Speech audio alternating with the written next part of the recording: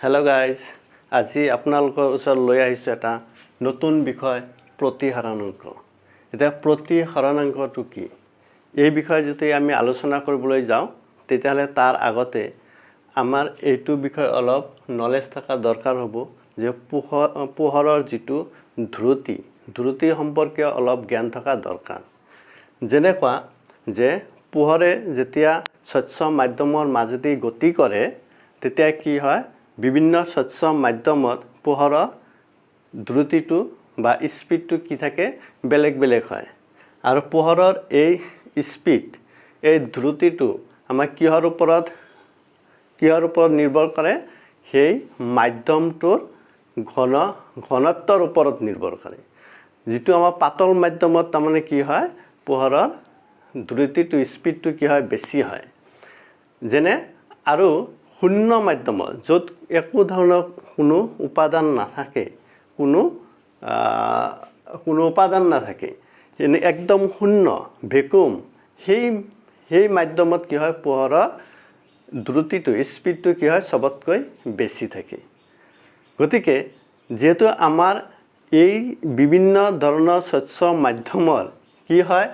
তাৰ ঘনত্ববিলাক যেহেতু আমাৰ বেলেগ বেলেগ থাকে গতিকে নিশ্চয় কি হ'ব হিয়তৰ মাজেদি পোহৰ যেতিয়া গতি কৰিব তাৰ স্পিডো কি হয় বেলেগ বেলেগ হয় আৰু স্পিডটো যেতিয়া বেলেগ বেলেগ হয় তেতিয়া কি কৰে এটা মাধ্যমৰ পৰা আন এটা মাধ্যমত যেতিয়া পোহৰ ৰশ্মি সোমাই যায় তেতিয়া কি হয় হিয়তৰ এই কোণৰ পৰিমাণটো কম বেছি হৈ যায়। তাৰমানে এইটো আমাৰ এটা মাধ্যম ধৰা এইটো আমাৰ বায়ু এইটো হ'ল কাঁচ বায়ুৰ পৰা যেতিয়া কাঁচত সোমাব পোহৰ ৰশ্মি তেতিয়া কি হ'ব কাঁচৰ মাধ্যমটো কি হ'ব ঘনতৰ বায়ুতকৈ তেতিয়াহলে কি হ'ব তাৰমানে এই পোহৰ ৰশ্মিটো প্ৰতিহৰিত ৰশ্মিটো কি হ'ব এই অবিলম্ব কাষ চাপিব তাৰমানে এই আপতন কোণতকৈ এই প্ৰতিহৰণ কোণটো কি হ'ব কম হ'ব আৰু এই একেজোৰ মাধ্যমৰ কাৰণে এই একে অনুপাততে কম থাকে। যেনেকা এইটো আমি কৈছিলো আগৰ ক্লাছতো যে এইটো যদি আমাৰ 75 হয় সাপোজ এইটো আমি ধৰিলো 62 তেতিয়াহলে ইয়াৰ যদি আমি sin 75 বাই sin 62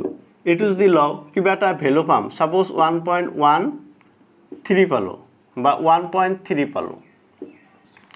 ঠিক একেদৰে সেই অনুপাতে এই এংগেলটো যদি আমাৰ কি হয় কমি আহি যদি 60 হয় তাহলে এই এংগেলটো কি হ'ব সেই অনুপাতে কি হ'ব কমি যাব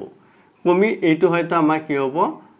48 হল তেতিয়া আমাৰ আহিব sin 60 বাই sin 48 যদি লওঁ তেতিয়া আমাৰ কি পাম আমি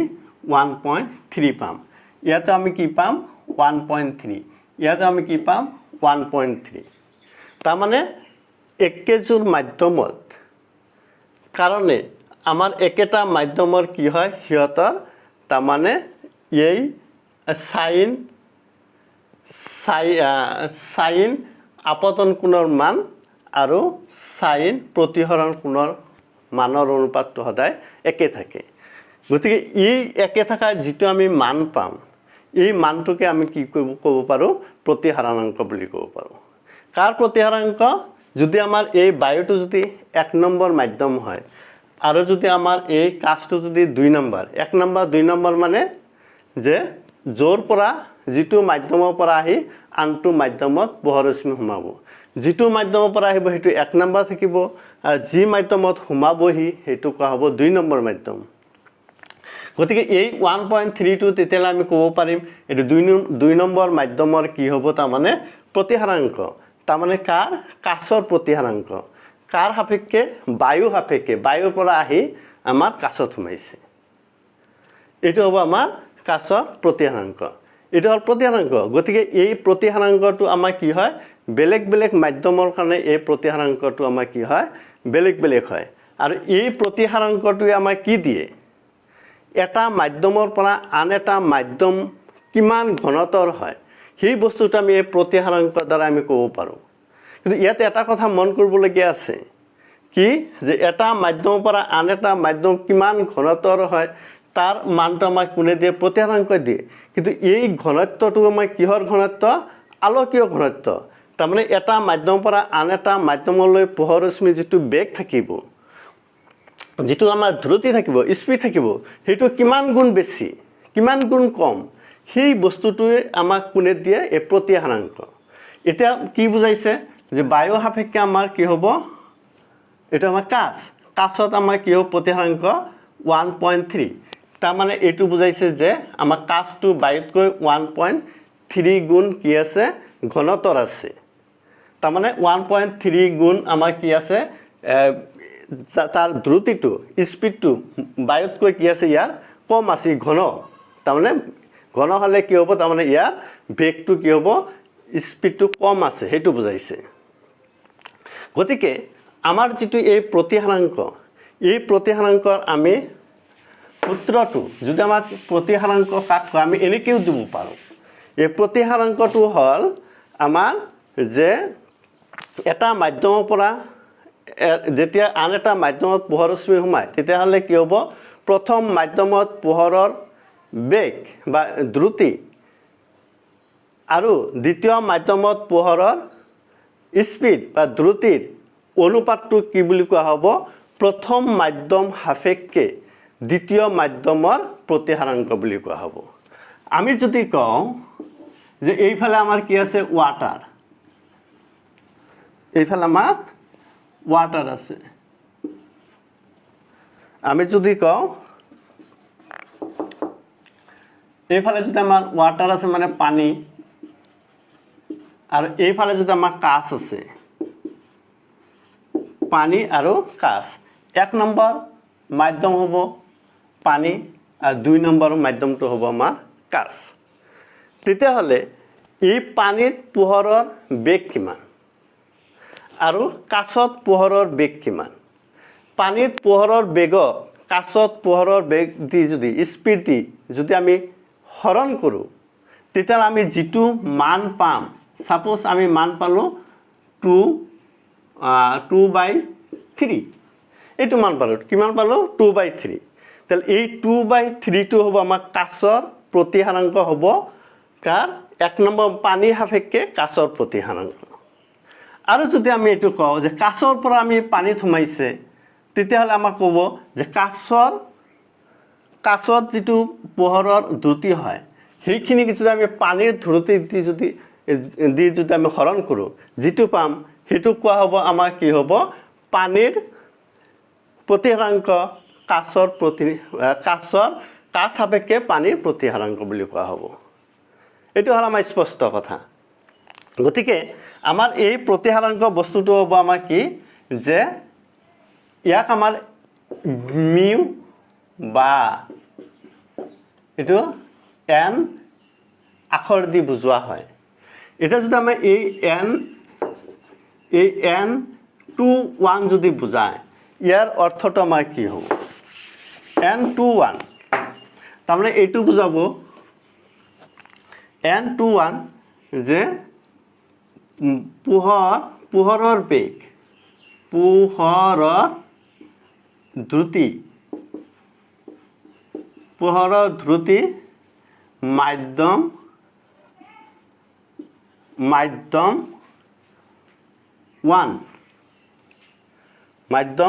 1ৰ পৰা 2ত সোমাইছে আৰু পোহৰৰ দ্ৰুতি মাধ্যম 2। এইটো যদি হয় এইটো হ'ব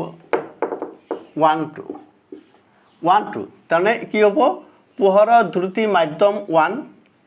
আৰু পোহৰৰ দ্ৰুতি মাধ্যম 2।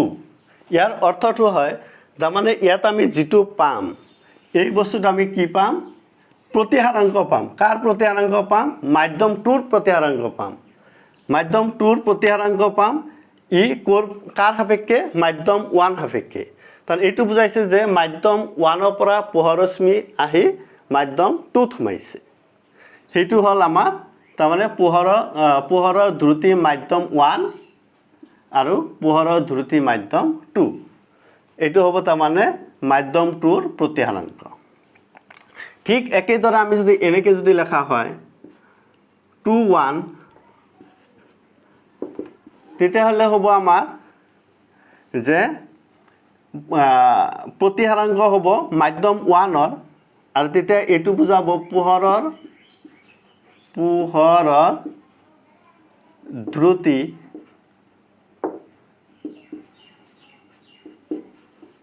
দ্ৰুতি মাধ্যম 2 পোহৰৰ দ্ৰুতি মাধ্যম 1 ইয়াতে আমাক কি বুজাইছে এইটো মানে হ'ব আমাৰ যে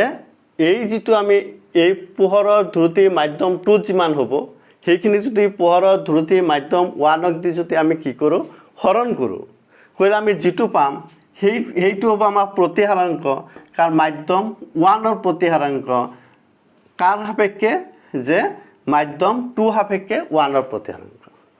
ইয়াতে আৰু এটা কথা আছে যেহেতু আমাৰ কি হয় শূন্য মাধ্যমত পোহৰৰ দ্ৰুতিটো কি হয় সবতকৈ বেছি থাকে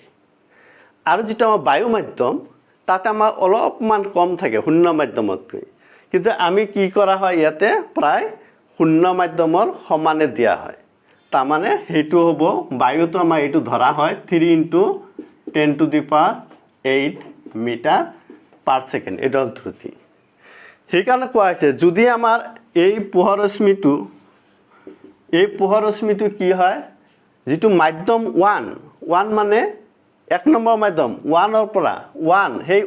মাধ্যম 1 টো যদি বায়ু বা শূন্য হয় মাধ্যম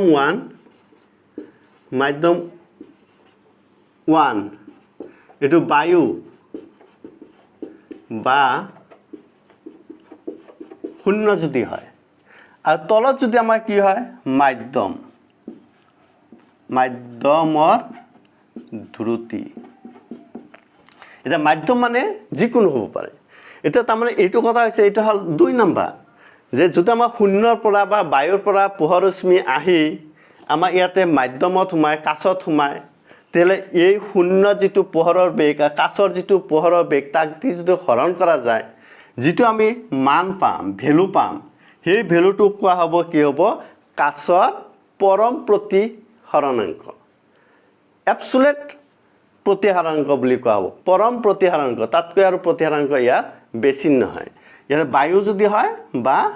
আৰু শূন্য হয় আৰু ইয়াতে মাধ্যম যদি আমাৰ কাছ হয় বা পানী হ'ব পাৰে যদি পানী হয় তেতিয়া পানীৰ পৰম প্ৰতিহৰণাংক আৰু ইয়াতে যদি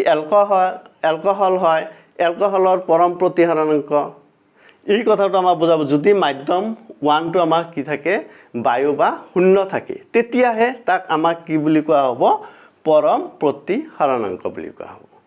আৰু পৰম প্ৰতিহৰণাংকটো আমি সিফ এনেকে n দিলেও হ'ব তাৰ মানে 1 নম্বৰ মাধ্যমটো কি বুজাইছে ইয়াতে শূন্য বা বায়ু আৰু মাধ্যম 2 নম্বৰটো যি থাকে যে পানীও হ'ব পাৰে কেৰোচিনো হ'ব পাৰে যিকোনো থাকিব পাৰে তেল এইটো হল আমাৰ পৰম প্ৰতিহৰণাংক গতিকে এই প্ৰতিহৰণাংক ইয়াৰ দ্বাৰা আমি কি কৰিব পাৰো এতিয়া পোহৰৰ যেটো দ্ৰুতি বিভিন্ন মাধ্যমৰ সেই দ্ৰুতিৰ সহায়ত আমি কি কৰিব পাৰো এতিয়া প্ৰতিহৰণাংক উলাব পাৰো ঠিক একেদৰে আমাৰ ইয়াতে দিয়া আছে যে সাপোজ আমাৰ কি আছে শূন্যত পোহৰৰ বেগ c 3 * 10⁸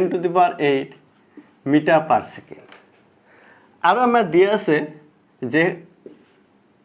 দ্ৰুতি কাছত কি হয় পোহৰৰ দ্ৰুতি থাকে ধৰা আমাৰ 2 * 10⁸ মিটাৰ পাৰ সেকেন্ড তেতিয়াহলে আমাৰ কাছৰ যেটো এবসোলিউট প্ৰতিহৰণাংক বা পৰম প্ৰতিহৰণাংক কিমান হেতু আমাৰ কিমান হ'ব এই কাছত পৰম প্ৰতিহৰণাংক কিমান হ'ব তেতিয়া আমি যদি এনেকে লিখো n = c পোহৰৰ দ্ৰুতি ক'ত থাকিব শূন্যৰ আৰু এটো হ'ব মাধ্যম ইয়াতে আহিব আমাৰ কাছ Vg যে শূন্যত কিমান আছিল 3 * 10⁸ মিটাৰ পাৰ সেকেন্ড আৰু ইয়াতে আমাৰ বায়ুত কিমান আছিল ইয়াতে আমাৰ কি কাছত কিমান আছিল 2 × 10⁸ মিটাৰ পাৰ ছেকেণ্ড তেতিয়াহ'লে আমাৰ 10⁸ কেনচেল এইটো হ'ব 3/2 1.5 তাৰমানে এইটো কি বুজাইছে যে আমাৰ কাছৰ প্ৰতিহাৰাংক কি সাপেক্ষে এই শূন্য মাধ্যম বা বায়ু সাপেক্ষে কি হ'ব 1.5 তাৰমানে এইটো হ'ব কাছৰ পৰম প্ৰতিহাৰাংক এতিয়া এই বায়ুৰ বাহিৰে বাকি যিকোনো আমি ইয়াতে যদি মাধ্যম লওঁ স্বচ্ছ মাধ্যম তাৰ পৰা যদি কাছত যদি আমাৰ পোহৰ সোমায় তেতিয়াহ'লে কি হ'ব তাৰ প্ৰতিহাৰাংক 1.5 সমান বা তাতকৈ ডাঙৰ হ'ব নোৱাৰে এইটো পৰম এইটো হ'ল সবতকৈ বেছি প্ৰতিহাৰাংক কাৰ এইটো হ'ব কাছৰ এতিয়া ইয়াতে বায়ুৰ ঠাই যদি ইয়াতে কি হয় পানীৰ পৰা যেতিয়া সোমাব তেতিয়া হয়তো কিবা এটা ওলাব কিন্তু 1.5 নহয় বা তাতকৈ কম ইয়াতে হয়তো কেৰাচিন দিলা কেৰাচিনৰ পৰা যেতিয়া আহিব তেতিয়া হয়তো কিবা এটা ওলাব কিন্তু 1.5 বা তাতকৈ কম থাকিব তাৰ সেইকাৰণে এইটো কোৱা হয় আমাৰ কি এবসলিউট বা পৰম প্ৰতিহাৰাংক বুলি কোৱা হয় আৰু ইয়াৰ সহায়ত আমি কি কৰিব পাৰো জানিব পাৰো যে এটা মাধ্যম সাপেক্ষে আন এটা মাধ্যমৰ আলোকীয় ঘনত্বটো কিমান থাকে কিমান ঘনত্বৰ আলোকীয়ভাৱে তাৰ পোহৰটো কিমান বেগত যাব পাৰে কিমান গুণ বেগত যাব পাৰে তাৰ বুজাইছে এইটো ইমান গুণ বা যে কি হ'ব তাৰমানে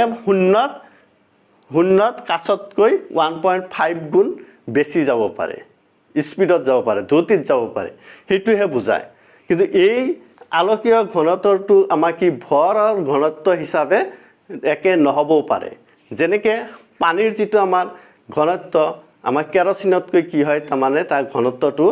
আমাৰ বেছি থাকে পানীৰ কিন্তু আলোকীয় ঘনত্বটো আমাৰ কি হয় আমাৰ পানীত কি হয় কম আছে এলকহল কেৰাচিনতহে বেছি পোৱা যায় এইটো কথা আমি আৰু এটা বিষয় আলোচনা কৰি আছো গোলাকাৰ লেন্সৰ দ্বাৰা প্ৰতিহৰণ এতিয়া গোলাকাৰ লেন্স কেনেকুৱা গোলাকাৰ লেন্সনো কি বস্তু ই কেনেকৈ গঠন হয় এতিয়া লেন্সটো আমাৰ একদম সহজ যে দুডাল যদি আমি ধাপুন লগাই দিওঁ তেতিয়া আমাৰ কি হয় এটা লেন্স গঠন হয় যেনেকৈ এইটো হ'ল আমাৰ সমতল দাপোন আৰু এইটো হ'ল আমাৰ এটা উত্তল দাপোন আৰু ইহঁতে লগ লাগি আমাৰ এটা লেন্স গঠন হৈছে আৰু এই লেন্সটোৰ নাম হ'ব তেতিয়াহ'লে সমতল যেহেতু আমাৰ সমতল দাপোন আছে আৰু উত্তল দাপোন আছে ইয়াৰ নাম হ'ব সমতল উত্তল লেন্স কি লেন্স সমতল উত্তল লেন্স ঠিক একেদৰে এইটো আমাৰ সমতল দাপোন আছে আৰু এৰ কি আছে অবতল দাপোন আছে গতিকে সমতল দাপোন আৰু অবতল দাপোন লগ লাগি আমাৰ যেটো লেন্স গঠন হল এই লেন্সৰ নাম পাব কি তেতিয়াহলে সমতল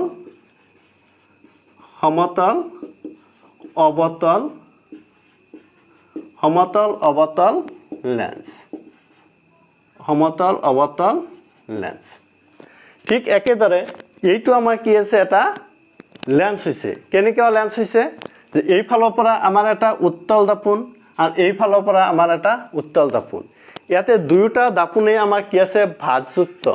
তাৰ মানে গোলাকাৰ আকাৰৰ দাপোন লগ লাগি এটা লেন্স গঠন হৈছে এই গোলাকাৰ দাপোন দুটা কি উত্তল দাপোন গতিকে সেই কাৰণে এই লেন্সটো কোৱা হ'ব কি উত্তল লেন্স কি উত্তল লেন্স তাৰমানে গোলাকাৰ লেন্সটো হ'ব আমাৰ উত্তল লেন্স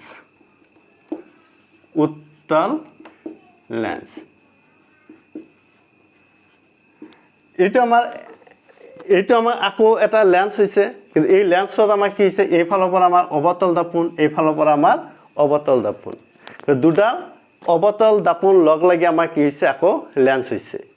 সেই কাৰণে এই লেন্সটোৰ নাম পাৱা অবতল লেন্স এই লেন্সটোৰ নাম হ'ব অবতল লেন্স গতিকে ইয়াৰ পৰা আমাৰ এইটো স্পষ্ট হল যে দুডাল দাপোন যদি লগ লাগি যেটো আমাৰ কি হ'ব লেন্স যেটো আমাৰ গঠন হ'ব সেই গঠন হোৱা বস্তুটো আমাৰ কি বুলি কোৱা হয় লেন্স বুলি কোৱা হয় তাৰ লেন্স গঠন হ'বলৈ হলে দুডাল দাপোনৰ সংযোগ হ'ব লাগে এতিয়া কথা হ'ল এই লেন্সত আমাৰ পোহৰৰ প্ৰতিসৰণটো কেনেকুৱা হ'ব, কেনেকুৱা ধৰণে ই প্ৰতিফলিত হ'ব লেন্সত। এতিয়া যদি আমি কওঁ যে এইটো আমাৰ কি আছে, উত্তল লেন্স হ'ল, আৰু এই উত্তল লেন্স আমাৰ কিমান, দুটা গোলাকাৰ দাপোনৰ দ্বাৰা গঠন হৈছে। যে এই গোলাকাৰ দাপোনৰ কেন্দ্ৰ এইটো এনেকুৱা, এই গোলাকাৰ দাপোনৰ কেন্দ্ৰ হ'ব এইটো। ইয়াক যদি আমি C1 বুলি কওঁ, ইয়াৰ হ'ব C2। তাৰমানে এই গোলাকাৰ লেন্সৰ আমাৰ কেইটা ভাঁজ কেন্দ্ৰ, কেইটা কেন্দ্ৰ থাকিব, দুটা কেন্দ্ৰ থাকে, ভাঁজ কেন্দ্ৰ থাকে। আৰু এই কেন্দ্ৰ সংযোগী ৰেখাডালক আমাক কি বুলি কোৱা হয়, মুখ্য অক্ষ বুলি কোৱা হ'ব। কি বুলি কোৱা হ'ব, মুখ্য অক্ষ বুলি কোৱা হ'ব। আৰু যেতিয়া আমি ইয়াতে আমি এনেকৈ টানিম, এই লেন্সৰ যিটো মধ্যবিন্দু থাকিব, চেণ্টাৰ, এই চেণ্টাৰটোক আমাক কোৱা হ'ব আলোক কেন্দ্ৰ। কি বুলি কোৱা হয়, আলোক কেন্দ্ৰ বুলি কোৱা হ'ব। তেতিয়াহ'লে আমি কি পালোঁ যে এডাল লেন্সৰ আমাৰ কি হয়, দুডাল বাছ কেন্দ্ৰ থাকে, আৰু এই বাছ কেন্দ্ৰ সংযোগী ৰেখাডালক আমাক কি বুলি কোৱা হয়, মুখ্য অক্ষ বুলি কোৱা হয়। আৰু লেন্সৰ একদম চেণ্টাৰটো, মধ্যবিন্দুটোক আমাক কি বুলি কোৱা হয়, আলোক কেন্দ্ৰ। এতিয়া এই লেন্সত আমাৰ কি হ'ব, পোহৰৰ প্ৰতিসৰণটো কেনেকুৱা ধৰণৰ হ'ব। আমি ধৰিলোঁ এনেকৈ আমাৰ এটা ৰশ্মি আহিল, এই ৰশ্মিটো আমাৰ কি হ'ব, যেতিয়া প্ৰতিফলিত হ'ব তেতিয়াহ'লে আমাৰ ইয়াৰ পৰাই দিশটো পৰিৱৰ্তন কৰিব, নে এনেকৈ আহি ইয়াতে দিশ পৰিৱৰ্তন কৰিব, নে এনেকৈ যায় ওলাই যাওঁতে দিশ পৰিৱৰ্তন কৰিব। এইটো এটা আমাৰ ডাঙৰ কথা। সদায় মন কৰিব লাগে যে এই পোহৰ ৰশ্মিটোৱে যেতিয়া দিশ পৰিৱৰ্তন কৰিব, ইয়াৰ যিটো সংযোগস্থল, দুটা দাপোনৰ সংযোগস্থলতহে আমাৰ কি হয়, দিশৰ পৰিৱৰ্তন হয়। আৰু দিশৰ পৰিৱৰ্তন কৰি কি হ'ব, ইয়াৰ ফ'কাছৰ মাজেদি পাৰ হৈ যায়। এতিয়া ফ'কাছ ক'ত হ'ব, এই যিটো ভাঁজ কেন্দ্ৰ আৰু এই আলোক কেন্দ্ৰৰ মাজৰ যিটো বিন্দু, সেইটো হ'ব আমাৰ ফ'কাছ। ধৰা এইফালৰ ফ'কাছ বিন্দুটো F2 দিলোঁ, ঠিক এইফালৰ আমাৰ এটা ফ'কাছ থাকিব, ইয়াক ক'ম আমি F1। তাৰমানে এইটো আমাৰ কি হ'ব, প্ৰতিসৰণ হ'ব, হওঁতে দিশৰ পৰিৱৰ্তন হ'ব, আমাৰ এইফালে হ'ব নে এইফালে, এইফালে হ'ব, এইফালে হৈ এই F2ৰ মাজেদি পাৰ হৈ যাব। কিয়নো পোহৰে আমাৰ কি হয়, দিশৰ পৰিৱৰ্তন কৰে, যিফালে আমাৰ কি লেন্সটো আমাৰ ডাঠ বেছি থাকে। গতিকে এইফালে লাহে লাহে ডাঠ বেছি, এইফালে প্ৰতিফলিত হ'ব। এনেকৈ যদি আমাৰ যায়, তেতিয়াহ'লে ইয়াৰ ডাঠ এইফালে বেছি নে এইফালে বেছি, অলমষ্ট এইফালে আমাৰ ডাঠ বেছি, তেতিয়াহ'লে এইফালে ই প্ৰতিফলিত হৈ ফ'কাছৰ মাজেদি যাব। কাৰ মাজেদি যাব, ফ'কাছৰ মাজেদি যাব। গতিকে দেখা যায় যে পোহৰৰ যিটো আমাৰ দিশৰ পৰিৱৰ্তন, যিটো আমাৰ প্ৰতিসৰণ হয় আমাৰ লেন্সত, সেইটো আমাৰ কি হয় যে এই যিটো লেন্সটো যিফালে আমাৰ ডাঠ বেছি, সেইফালেহে আমাৰ কি হয়, ভাঁজ হয়, বেকা হৈ যায়। এতিয়া এনেকৈ যদি আমি যিমান ৰশ্মিবিলাক দিম, ই সদায় কি কৰিব, এই সমান্তৰাল ৰশ্মিবিলাক আহি আমাৰ ফ'কাছ বিন্দুৰ মাজেদি যাব। সেইটো যদি আমি ভাবোঁ, তেতিয়াহ'লে কি হ'ল, এনেকৈ আমাৰ যিমান ৰশ্মি আহিব, গোটেইকেইটা যদি আমাৰ ফ'কাছ বিন্দুৰ মাজেদি যদি পাৰ হৈ যায়, তাৰমানে কি, ফ'কাছ বিন্দুত আহি মিলিত হৈছে। তাৰমানে যিমান ৰশ্মি নহয় কিয়, আমাৰ এটা বিন্দুত আহি মিলিত হ'ল, কটাকটি কৰিছে। গতিকে সেইকাৰণে এই পৰিঘটনাটোক আমাক কি বুলি কোৱা হয়, অপহাৰী বুলি কোৱা হয়, অপহাৰী বুলি কোৱা হয়। আৰু সেইকাৰণে এই লেন্সটোক আমি অপহাৰী লেন্স বুলিও কোৱা হ'ব। কি হ'ব, অপহাৰী লেন্স বুলিও কোৱা হ'ব। ঠিক একেদৰে যদি আমি এই অৱতল লেন্সৰ কথা যদি ভাবোঁ, তেতিয়াহ'লে এইটো হ'ল আমাৰ আলোক কেন্দ্ৰ, এইফালে হ'ল F1। এনেকৈ যিবিলাক ৰশ্মি আমাৰ এনেকৈ যাব, ই প্ৰতিফলিত হৈ এতিয়া ই এনেকৈ তলফালে ভাঁজ ল'ব, তলফালে বেকা হ'ব নে ওপৰ ফালে হ'ব। এতিয়া আমি চাব লাগিব এই লেন্সটো কোনফালে আমাৰ কি হয়, ডাঠ বেছি, ডাঠটো আমাৰ কোনফালে বেছি আছে, ওপৰ ফালে, তেতিয়াহ'লে ই এইফালেহে যাব। সদায় চাব লাগিব।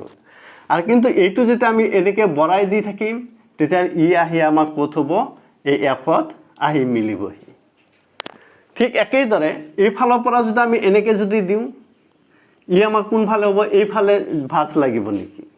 এইফালে যাব নেকি বেকা হ'ব নেকি নহয় এতিয়া দেখা যায় এই তলফালেহে আমাৰ কি হৈছে ডাঠ বেছি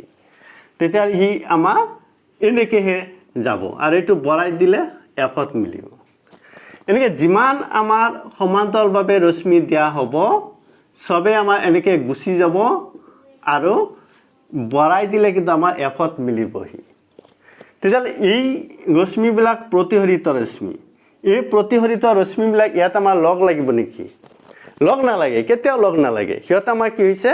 ডাইভাৰ্জ হৈ গুচি গৈ থাকিব। গতিকে সেই ডাইভাৰ্জ হৈ গুচি যোৱাৰ কাৰণে ইয়াক কি বুলি কয় ডাইভাৰ্জেন্স বা ইয়াক অভিসাৰী বুলি কোৱা হয় অভিসাৰী আৰু এই লেন্সক কোৱা হ'ব অভিসাৰী লেন্স এইটো আমাক কোৱা হ'ব তেতিয়াহ'লে কি লেন্স বুলি কোৱা হ'ব অভিসাৰী লেন্স। তাৰমানে ইয়াৰ পৰা আমি বুজি পালোঁ যে এই যিটো আমাৰ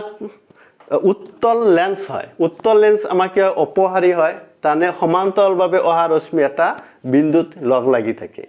কটাকটি কৰে আৰু যিবিলাক তোমাৰ অৱতল লেন্স হয় তাতে সমান্তৰালভাৱে অহা ৰশ্মিবিলাক কি হয় আঁতৰি আঁতৰি যায় কেতিয়াও সিহঁতে এটা আনটো লগ নালাগে সেইকাৰণে ইয়াক আমাৰ কি বুলি কোৱা হয় অভিসাৰী লেন্স বুলিও কোৱা হয়। ঠিক আছে এতিয়া হ'ব আমাৰ লেন্সৰ দ্বাৰা প্ৰতিবিম্ব গঠন। কিন্তু লেন্সৰ দ্বাৰা যদি প্ৰতিবিম্ব যদি গঠন হ'ব যায় তেতিয়াহ'লে আমি কি কৰিব লাগিব দুটা তিনিটামান নিয়ম আমি মানি চলিব লাগিব তেতিয়াই আমি প্ৰতিবিম্ব পাম। যেনেকুৱা যদি আমাৰ এইটো যদি উত্তল লেন্স যদি হয় এনেকুৱা যদি থাকে এইটো যদি আমাৰ আলোক কেন্দ্ৰ হয় এইটো যদি F2 হয় এইটো যদি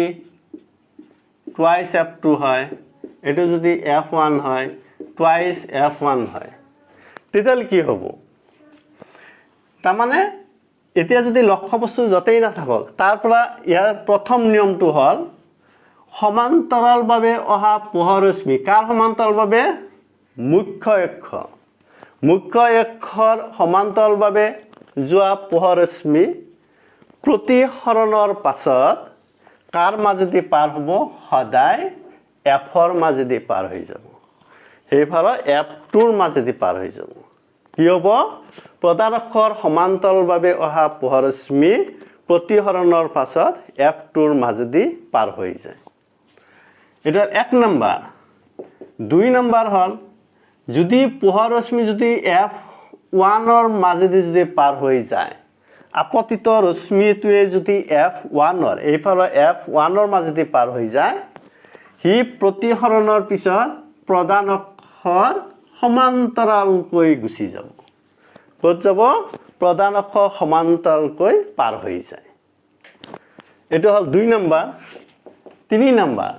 যদি কোনো পোহৰ ৰশ্মি যদি আমাৰ এই আলোক কেন্দ্ৰৰ মাজেদি যদি যায় আলোক কেন্দ্ৰৰ দিশত যদি যায় তেতিয়াহ'লে সেই পোহৰ ৰশ্মিটো কি হ'ব দিশৰ পৰিৱৰ্তন নকৰাকৈ একে দিশতেই গৈ থাকে। এই তিনিটা বস্তু আমি চাব লাগিব। এনেকৈ আমি যদি দুটা বা তাতকৈ যদি বেছি প্ৰতিসৰিত ৰশ্মি য'ত কটাকটি কৰিব সেই বিন্দুতে আমি কি পাম সেই লক্ষ্য বস্তুটোৰ প্ৰতিবিম্ব চাব বা দেখিবলৈ পাম। গতিকে এতিয়া আমাৰ এই তিনিটা নিয়ম আমি ব্যৱহাৰ কৰি এতিয়া বিভিন্ন স্থানত লক্ষ্য বস্তু থাকিলে প্ৰতিবিম্বটো কেনেকৈ গঠন হয় সেইটো আমি শিকো আহা। যেনেকৈ এক নম্বৰত লক্ষ্য বস্তু এটা আমাৰ উত্তল লেন্সৰ দ্বাৰা প্ৰতিবিম্ব গঠন। লক্ষ্য বস্তু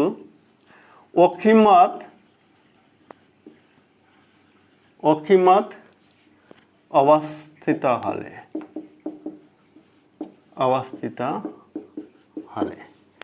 এটা আমাৰ উত্তল লেন্স এনেকৈ যদি যায় এইটো F2 সাপোজ এইটো টুৱাইস F2 এইফালে হ'ব F1 এইফালে হ'ব টুৱাইস F1 যদি আমাৰ অসীমৰ পৰা যেতিয়া আমাৰ আহিব লক্ষ্য বস্তুটো অসীমত আছে এইটো ধৰা লক্ষ্য বস্তুটো অসীমত আছে তো এনেকে যেটো আমাৰ প্যাৰেলাল হৈ যেটো যাও প্যাৰেলাল মানে সমান্তৰাল হৈ যেটো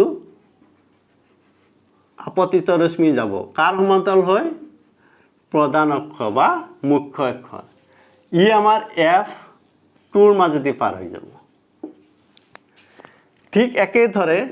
ইয়াৰ পৰা যদি আমাৰ এই ফালৰ পৰা যদি আমাৰ যায় ইও আমাৰ কি হ'ব F2 ৰ মাজেদি পাৰ হৈ যাব তো এইটো এটা আমাৰ প্ৰতিহৰিত ৰশ্মি ইও আমাৰ এটা প্ৰতিহৰিত ৰশ্মি হল এই দুটা প্ৰতিহৰিত ৰশ্মি আমাক কোত কটাকটি কৰিছে F2 ত কটাকটি কৰিছে ইয়াৰ অৰ্থটো কি তেতিয়ালে আমাৰ ইয়াৰ প্ৰতিবিম্বটো আমি F2 তে পাম ইয়াৰ প্ৰতিবিম্ব প্ৰকৃতিটো কেনেকুৱা হ'ব যে প্ৰতিবিম্বটো আমাৰ F2 ত পোৱা যাব আৰু এই প্ৰতিহৰিত ৰশ্মিটোৱে আমাৰ প্ৰকৃততে ইয়াতে আমাৰ কটাকটি কৰিছে নে নিশ্চয় কৰিছে তাৰ মানে কি ইয়াৰ প্ৰতিবিম্বটো পাও আমি প্ৰকৃত প্ৰতিবিম্ব বা বাস্তৱ প্ৰতিবিম্ব বা সৎ প্ৰতিবিম্ব বুলি কোৱা হ'ব আৰু সৎ প্ৰতিবিম্ব এই প্ৰতিবিম্বটো আমাৰ কি হ'ব উলুটা হ'ব কিয়নো সৎ প্ৰতিবিম্ব সদায় উলুটাহে থাকে আৰু ইয়াৰ সাইজটো একদম সৰু হ'ব যেটো দেখাই না যাব কিমান সৰু হ'ব যে বিন্দু সম মানে বিন্দুৰ সমান পইণ্ট সাইজ প্ৰতিবিম্বহে আমি দেখা পাম ঠিক এতিয়া লক্ষ্য বস্তু অসীমৰ ঠাই যদি অসীম আৰু লক্ষ্য বস্তু অসীমৰ ঠাই যদি অসীম আৰু কত টুৱাইস F1 ৰ মাজত হয় অসীম আৰু টুৱাইস F1 ৰ মাজত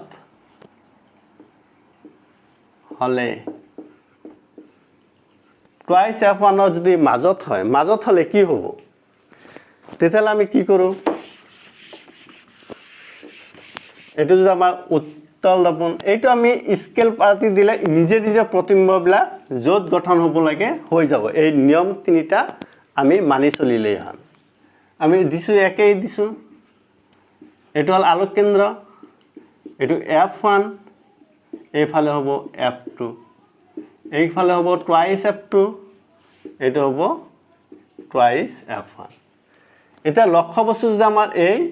কাৰ মাজত টুৱাইস F1 আৰু অসীমৰ মাজত আমি ইয়াতে ৰাখা হয় ইয়াৰ পৰা সমান্তৰালভাৱে গল ৰশ্মি আমি নিয়মতে কাৰ মাজেদি পাৰ হৈ যাব লাগে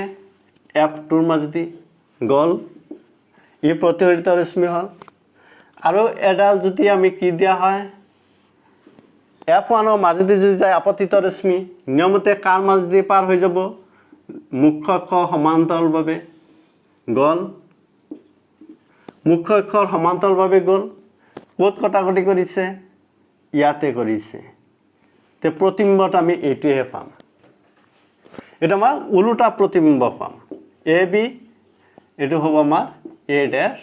B dash কি প্ৰতিবিম্ব উলুটা আৰু এই প্ৰতিহৰিত ৰশ্মি দুডালে হসাকে কটাকটি কৰিছে নে কৰিছে তাৰ মানে প্ৰতিবিম্বটো আমি সৎ প্ৰতিবিম্ব পাম বা বাস্তৱ প্ৰতিবিম্ব পাম কিন্তু উলুটা হ'ব বাস্তৱ প্ৰতিবিম্ব সদায় কি থাকে মনত ৰাখিব উলুটাই হয় প্ৰতিবিম্বৰ আকাৰটো এটো হল আমাৰ লক্ষ্য বস্তুৰ আকাৰ এটো যদি প্ৰতিবিম্বৰ আকাৰ হয় তেতিয়ালে প্ৰতিবিম্বৰ আকাৰটো আমাৰ কি হ'ব লক্ষ্য বস্তুতকৈ সৰু হ'ব আৰু প্ৰতিবিম্বটো কোত গঠন হ'ব F2 আৰু টুৱাইস F2 মাজত হ'ব ঠিক একেদৰে এতিয়া যদি আমাৰ লক্ষ্য বস্তুটো আহি যদি আমাৰ কি হয় এই টুৱাইস F1 যদি হয় টুৱাইস F1 যদি হয় তেতিয়ালে প্ৰতিবিম্বটো কোত হ'ব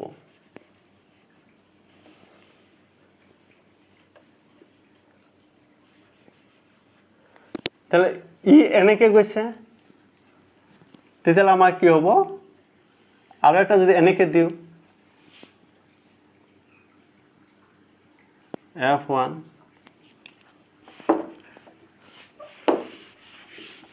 টুৱাইস F1 যদি হয়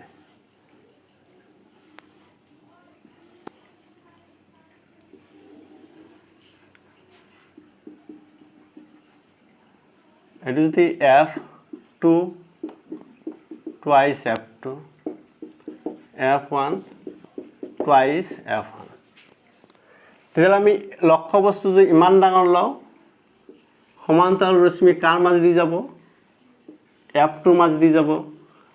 আৰু এটা যদি আমাৰ F1 ৰ মাজেদি যায় কাৰ মাজেদি যাব প্যাৰেলেল হৈ যাব প্যাৰেলেল মানে সমান্তৰালভাৱে যাব তেতিয়া এই ৰশ্মিটোৰ দ্বাৰা আমাৰ ক'ত মিলিত হৈছে ইয়াতে মিলিত তাৰমানে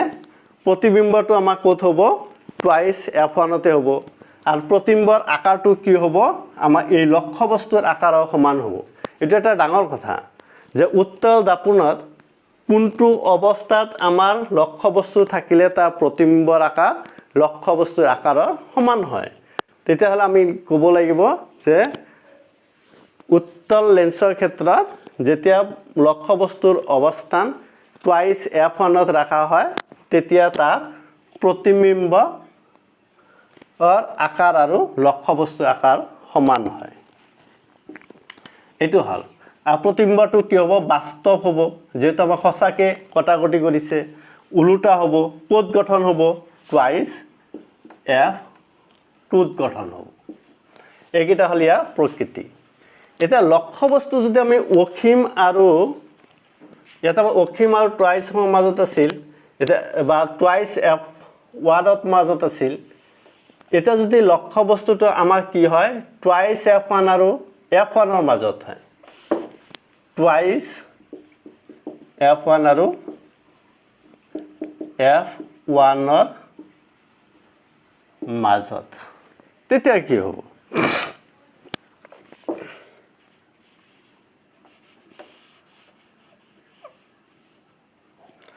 তেতিয়া হ'ব যদি আমি ইয়াতে ৰাখো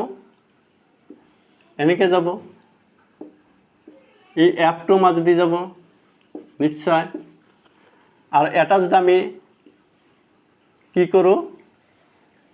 এই আলোক কেন্দ্ৰৰ মাজেদি যদি দিও তেতিয়া আমাৰ এনেকে ইয়াতে লগ লাগিব তেতিয়া এইটো আমাৰ কি হ'ব বাস্তৱ প্ৰতিবিম্ব হ'ব কিন্তু প্ৰতিবিম্বটো আমাৰ কি বাস্তৱ হ'ব কিয়নো এই প্ৰতিহৰিত ৰশ্মি দুডালে সঁচাকে আমাৰ এই বিন্দুটোত কটাকটি কৰিলে আৰু এই বাস্তৱ যদি হয় ই আমাৰ নিশ্চয় আমাৰ কি হ'ব উলুটা হ'ব আৰু এইটো যদি আমাৰ লক্ষ্যবস্তুৰ আকাৰ যদি হয় তে প্ৰতিবিম্ব আকাৰ এইটো তাৰমানে এইটো কি হ'ব প্ৰতিবিম্ব আকাৰটো লক্ষ্যবস্তুৰ আকাৰতকৈ ডাঙৰ হ'ব এটা কথা মন কৰিবলগীয়া যেতিয়া আমি অসীমত বস্তু ৰাখো ফোকাসত হয় প্ৰতিবিম্ব আৰু একদম বিন্দু সম হয় তাৰ পৰা যেতিয়া টুৱাইস F1 আৰু অসীমৰ মাজতে ৰাখো অলপ আগবাঢ়ি আহে লক্ষ্যবস্তুটো প্ৰতিবিম্বটো F ৰ পৰা গুচি যায় F2 আৰু টুৱাইস F2 ৰ মাজত হয় আৰু প্ৰতিবিম্বটো সৰু থাকে কিন্তু পইণ্ট সাইজতকৈ ডাঙৰ আৰু যেতিয়া টুৱাইস F আহি পায়হি তেতিয়া এইফালেও টুৱাইস F গঠন হয় আৰু হেতু কি হ'ব আকাৰটো সমান গঠন হয় আকৌ এতিয়া টুৱাইস F1 আৰু F1 ৰ মাজত হলে প্ৰতিবিম্বটো টুৱাইস F2 পাৰ হৈ যাব আৰু লগতে গঠন হ'ব কেনেকুৱা ইয়াতকৈ ডাঙৰ তাৰমানে লক্ষ্যবস্তু যিমানে উচ্চৰ চাপি আহি আছে লেন্সৰ প্ৰতিবিম্বটো হিমান দূৰলৈ গৈ আছে আৰু আকাৰটো ডাঙৰ হৈ গৈ আছে এটা লক্ষ্যবস্তু যদি F1 ত হয় F1 ত যদি গঠন হয় অৱস্থান কৰে যদি F1 ত হলে তেতিয়ালে কি হ'ব এটো যদি আমাৰ লেন্স হয় এটো F2 twice F2 F1 twice F1 যদি আমাৰ ইয়াতে যদি হয় সমান্তৰালভাৱে গল যোৱাৰ পিছত কাৰ মাজেদি যাব F2 ৰ মাজেদি পাৰ হৈ যাব এইটো হল আলোক কেন্দ্ৰ এনেকে যদি আমি দিও আলোক কেন্দ্ৰৰ মাজেদি দিলে ই এনেকে পাৰ হৈ যাব এটা আমি কি দেখা পাম এইটো এটা প্ৰতিহৰিত ৰশ্মি দুডালে এনেকুৱা হিচাপে গৈছে যেন প্ৰায় সমান্তৰাল হৈছে কিন্তু এই ৰশ্মি দুডাল সমান্তৰাল নহয় সমান্তৰাল হলে তো ই কেতিয়াও নিমিলিব কটাকটি নকৰে তাৰমানে ই প্ৰায় সমান্তৰাল, তাৰমানে ই সমান্তৰালৰ নিচিনাই কিন্তু সমান্তৰাল নহয়, তাৰমানে ই ক'ৰবাত নহয় ক'ৰবাত কটাকটি কৰিব। আৰু ই ক'ত কটাকটি কৰিব সেইটো হ'ব আমাৰ অসীম দূৰত্বত যায় ই কটাকটি কৰিব। আৰু যদি অসীম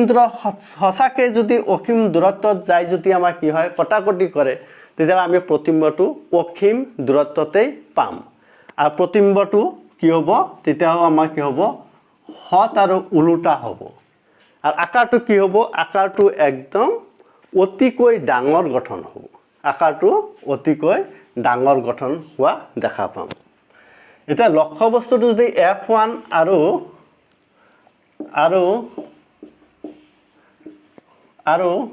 আলোক কেন্দ্ৰৰ মাজত যদি হয়, ওৰ মাজত হ'লে তেতিয়াহ'লে আমি এই লক্ষ্য বস্তুটো ইয়াৰ মাজত যদি হয়,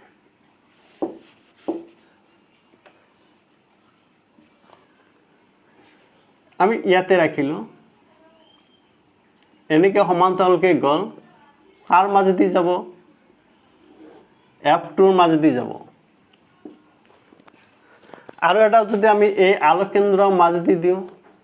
এনেকৈ যাব, তেতিয়া দেখা যায় যে এই ৰশ্মি দুডাল এইফালে কিন্তু আমাৰ কটাকটি নকৰে, আঁতৰি যাব, এটা আনটোৰ পৰা যিমান দূৰলৈ যাব সিমানে আঁতৰি হৈ যাব। আৰু এইফালে যদি আমি এইটো যদি একেটা দিশত যদি বৰাই দি থাকোঁ, এইটো দেখা যায় যে দাপোনৰ সন্মুখত আহি কি হ'ব সিহঁতে মিলিত হ'ব। তেতিয়াহ'লে ইয়াতে আমি কি পাম, ইয়াৰ প্ৰতিবিম্ব পাম। এইটো যদি আমাৰ AB হয় এইটো হ'ব A', B'। কিন্তু এই প্ৰতিবিম্বটো আমাৰ কেনেকুৱা প্ৰতিবিম্ব, এই প্ৰতিফলিত ৰশ্মিটোৰে সঁচাকৈ এইফালে আহি মিলিছেনে, মিলা নাই, এইফালে সেই গুচি গৈছে। কিন্তু ইয়াৰ এই দিশত পিছফালে যদি আমি বৰাই দি থাকোঁ তেতিয়াহ'লে আমাৰ কি দেখা যায় যে সিহঁতে কটাকটি কৰে। ক'ত কটাকটি কৰিছে, লেন্সৰ সন্মুখত। গতিকে প্ৰতিবিম্বটো আমাৰ কি হ'ব, লেন্সৰ সন্মুখত হ'ব। আৰু এই প্ৰতিবিম্বটো আমাৰ কি হ'ব, 2 নম্বৰ অসৎ প্ৰতিবিম্ব আৰু হ'ব থিয় আৰু অসৎ প্ৰতিবিম্ব হ'ব। কিন্তু আকাৰটো কি হ'ব, ইয়াত আকাৰটো কি হ'ব, এই লক্ষ্য বস্তুতকৈ আকাৰটো ডাঙৰ থাকিব। তাৰমানে দেখা যায় যে এই উত্তল লেন্সৰ ক্ষেত্ৰত এটা সময়ত বা এটা অৱস্থাত যেতিয়া আমাৰ লক্ষ্য বস্তুটো আলোক কেন্দ্ৰ আৰু F1ৰ মাজত ৰখা হয় তেতিয়াহে আমাৰ কি হয় অসৎ প্ৰতিবিম্ব হয়। আৰু সেই অসৎ প্ৰতিবিম্বটো কিন্তু লক্ষ্য বস্তুতকৈ ডাঙৰ থাকে। এতিয়া যদি আমি আহোঁ অৱতল লেন্সৰ কথা যদি আমি আহোঁ, তাতে আমাৰ প্ৰতিবিম্ব যদি গঠন হয়, এনেকুৱা হ'ল আমাৰ অৱতল লেন্স, এনেকুৱা, এইটো ধৰা হ'ল আলোক কেন্দ্ৰ, এইফালে F2, এইফালে সাপোজ F1। যেতিয়া আমাৰ অসীমৰ পৰা পোহৰশ্মি আহিব, ই আমাৰ কি হ'ব, লেন্সত সোমোৱাৰ লগে লগে কি হ'ব, ই আমাৰ দিশৰ পৰিৱৰ্তন হ'ব। দিশৰ পৰিৱৰ্তন কোনফালে হ'ব, তলফালে নে ওপৰ ফালে? কাৰণ এইটো আমি যদি ওপৰলৈ যদি চাওঁ তেতিয়াহ'লে দেখা যায় এইফালেহে আমাৰ কি হ'ব, মোটা, তাৰমানে ডাঠ। তেতিয়াহ'লে আমাৰ কি হ'ব, ডাঠ যিফালে সেইফালে কি হ'ব, ই আমাৰ দিশৰ পৰিৱৰ্তন কৰিব। আৰু এইটো যদি সেই দিশটো যদি আমি এনেকৈ যদি আগবাঢ়ি যদি আহে, বৰাই দি থকা যায় পিছফালে, তেতিয়াহ'লে F1ত মিলিবহি। এইফালৰ পৰা যদি আমি এটা দিওঁ তেতিয়াহ'লে ই আমাৰ এনেকৈ গুচি যাব, আৰু এইটো বৰাই দিলে আমাৰ F1ত মিলিবহি। তেতিয়াহ'লে এইটো এটা আমাৰ প্ৰতিহৰিত ৰশ্মি, ইও প্ৰতিহৰিত ৰশ্মি। এই প্ৰতিহৰিত ৰশ্মি দুডালে এইফালে আমাৰ ক'ৰবাত মিলিত হ'ব নেকি? কেতিয়াও নহয়। তাৰমানে সিহঁতে ডাইভাৰ্চ হৈ গৈছে, অবিহাৰী হৈ যাব। কিন্তু পিছফালে বৰাই দিলে আমাৰ ক'ত হয়, F1ত মিলিত হ'ব। তাৰমানে এই প্ৰতিবিম্বটো আমি ক'ত পাম, F1ত পাম। কিন্তু সঁচাকৈ যিহেতু মিলা নাই, তেতিয়া প্ৰতিবিম্বটো কি হ'ব, অবাস্তৱ বা অসৎ প্ৰতিবিম্ব হ'ব। অসৎ আৰু কি হ'ব, যেহেতু অসৎ সি থিয় প্ৰতিবিম্ব হ'ব, অসৎ আৰু থিয় প্ৰতিবিম্ব হ'ব। আৰু এই প্ৰতিবিম্বটোৰ আকাৰ কিমান হ'ব এইটো আমাৰ কি হ'ব একদম বিন্দু সম হ'ব যেনেকৈ উত্তল লেন্সত অসীমত ৰাখিলে যেনেকৈ ফোকাছত হয় আৰু বিন্দু সম হয় ইয়াত অৱতল লেন্সতো সেই কি হ'ব ফোকাছত হ'ব বিন্দু সম হ'ব কিন্তু এই প্ৰতিবিম্বটো হ'ব অসৎ কিন্তু উত্তল লেন্সত গঠন হ'ব সৎ প্ৰতিবিম্ব এতিয়া এই অৱতল লেন্সত যদি আমাৰ বস্তুটো যদি আমাৰ লেন্সৰ সন্মুখত যদি ৰখা হয় যিকোনো এটা স্থানত যদি ৰখা হয় অসীমত ৰাখিলেতো এফতে হ'ব তাৰ পিছত অসীম আৰু দাপোনৰ মাজত যিকোনো এটা দূৰত যদি ৰাখা হয় তেতিয়াহ'লে কেনেকুৱা হ'ব এইটো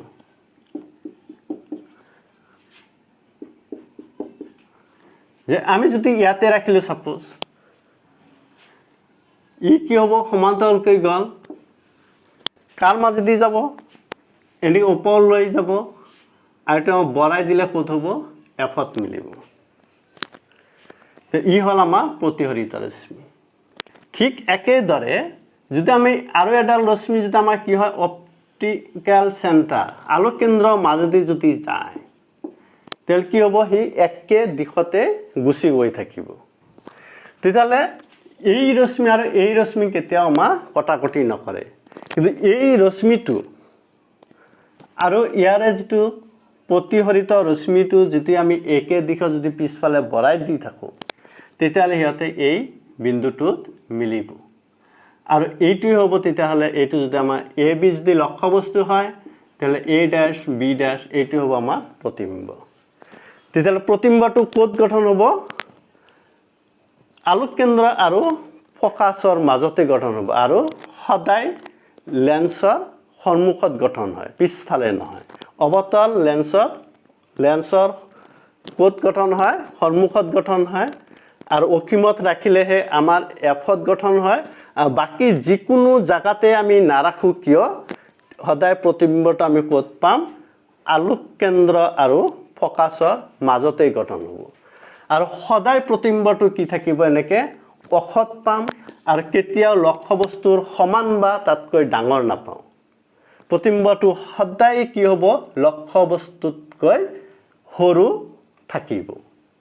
আৰু ই থিয় হ'ব সদায় অসৎ গঠন হ'ব আৰু অৱতল লেন্সে কেতিয়া সৎ প্ৰতিবিম্ব গঠন কৰিব নোৱাৰে নকৰে কিন্তু উত্তল লেন্সে সৎ আৰু অসৎ দুয়োটা প্ৰতিবিম্ব গঠন কৰে আৰু অসৎ প্ৰতিবিম্ব খালি আমাৰ আলোক কেন্দ্ৰ আৰু ফোকাছৰ মাজত লক্ষ্যবস্তু ৰাখিলেহে গঠন হয় কিন্তু তাৰে অসৎ প্ৰতিবিম্বটো উত্তল লেন্সৰ অসৎ প্ৰতিবিম্বটো সদায় লক্ষ্যবস্তুতকৈ ডাঙৰ কিন্তু অৱতল লেন্সত অসৎ প্ৰতিবিম্বটো সদায় লক্ষ্যবস্তুতকৈ সৰু থাকে আৰু গঠন হ'ব লেন্সৰ সন্মুখত আৰু আলোক কেন্দ্ৰ আৰু ফোকাছৰ মাজত গঠন হ'ব মনত ৰাখিবা থ্যাংক ইউ